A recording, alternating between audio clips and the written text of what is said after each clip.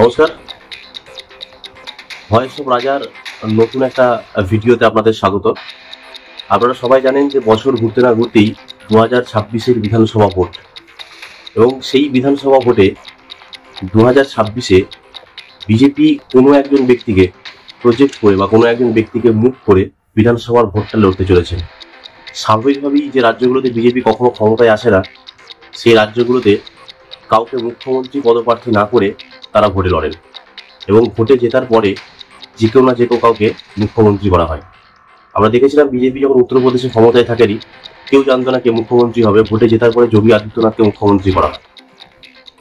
পশ্চিমবাংলার ক্ষেত্রেও 2021 সালে বিজেপির এই স্ট্র্যাটেজিটা ছিল, কিন্তু 2026-এ সূত্র মারফত যেটা খবর, সেখানে হয়তো কাউকে মুখ্যমন্ত্রী পদপ্রার্থী করে বিজেপি ভোটে লড়তে পারে। এবং সেটা কে? স্বাভাবিকভাবে আমাদের মাথাতে তিনটে নাম আসে। আমরা সবাই জানি যে এই মুহূর্তে বিজেপির যদি প্রথম তিনজনকে ধরা হয়, তাহলে দিলীপ ঘোষ, সুকান্ত মজুমদার এবং শুভেন্দু অধিকারী। তবে এই লড়াইয়ে দিলীপ ঘোষ নেই, তার কারণ হচ্ছে কিছুদিন আমরা দেখেছি যে কিছুদিন আগে থেকেই দিলীপ ঘোষের সঙ্গে বিজেপির সম্পর্কটা খুব একটা ভালো যাচ্ছে না। বিজেপির কেন্দ্রীয় নেতারা যারা এলেন পশ্চিমবাংলায়, তাদের কোনো সভাতে, অমিত শাহজি হোক কিংবা নরেন্দ্র মোদী, দুজনের সভাতেই কিন্তু আমরা দিলীপ ঘোষকে দেখতে পাইনি।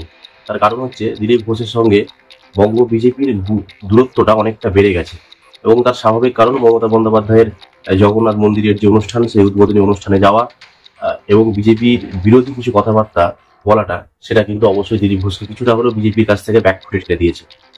রইল বাকি সুকান্ত মজুমদার এবং শুভেন্দু অধিকারী। অবশ্যই স্বাভাবিকভাবে এই মুহূর্তে দাঁড়িয়ে সুকান্ত মজুমদারের চেয়ে শুভেন্দু অধিকারীর পাল্লাটা অনেকটা ভারী।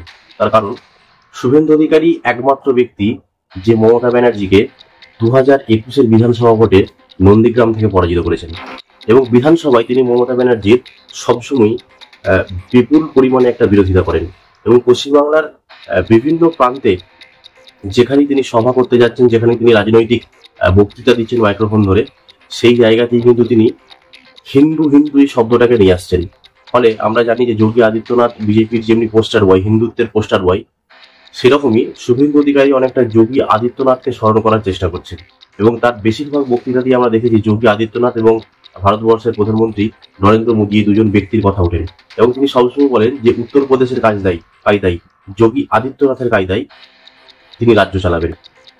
ফলে স্বাভাবিকভাবেই শুভেন্দু অধিকারী যে 2026 সালে বিজেপির মুখ হতে যাচ্ছে, যদি বিজেপি কোনো একজন ব্যক্তিকে প্রজেক্ট করে, মুখ্যমন্ত্রী প্রজেক্ট করে লড়াইয়ে নামে, তাহলে কিন্তু সেটা অবশ্যই শুভেন্দু অধিকারী।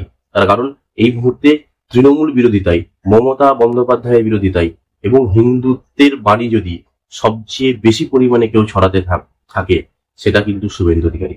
অবশ্যই স্বাভাবিকভাবেই শুভেন্দু অধিকারীকে প্রজেক্ট করে, শুভেন্দু অধিকারীকে মুখ করে 2026-এর বিধানসভায় বিজেপি সম্ভবত ভোটটা লড়তে চলেছে। আর বাকিটা আপনারা কমেন্ট করে জানাবেন।